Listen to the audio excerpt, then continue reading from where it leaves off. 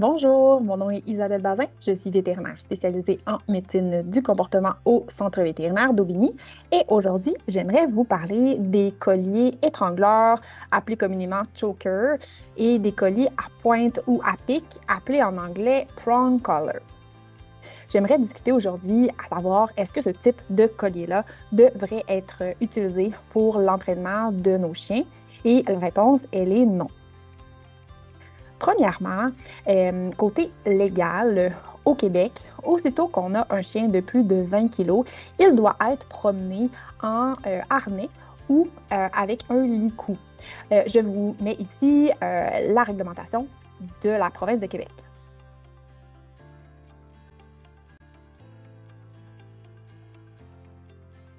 Ensuite, il y a de très nombreuses municipalités qui interdisent l'utilisation de ce type de collier. Je vous mets ici la réglementation de la Ville de Québec.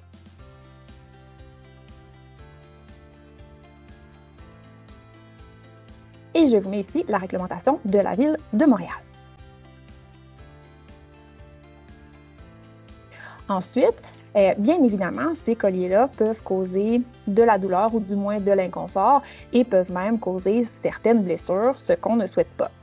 Ensuite, quand on utilise des méthodes qui sont basées sur la douleur ou la peur de la douleur, eh bien, on peut faire détériorer le comportement de notre chien.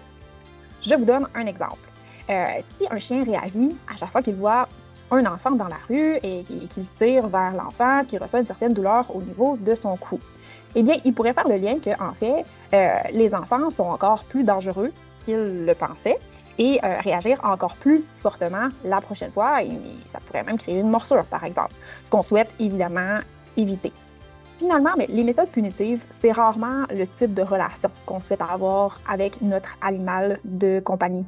On aimerait plutôt favoriser le type de méthode qui récompense les bons comportements pour en fait guider le chien vers les comportements qu'on attend de lui.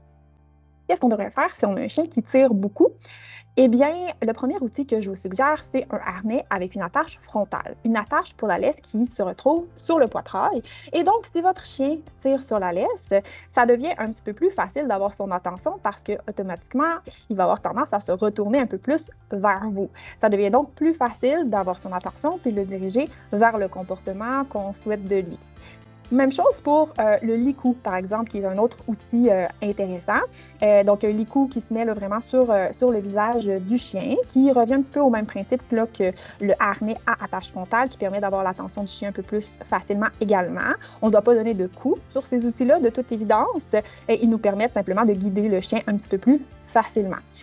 Si votre chien tire beaucoup en laisse, je vous encourage à vous entourer de professionnels comme des intervenants en éducation canine qui utilisent des méthodes à jour d'entraînement et qui vont pouvoir en fait là, vous guider sur les méthodes appropriées à utiliser pour avoir une marche en laisse qui est agréable. Si vous avez la moindre question, vous pouvez également contacter un membre de notre équipe pour plus d'informations.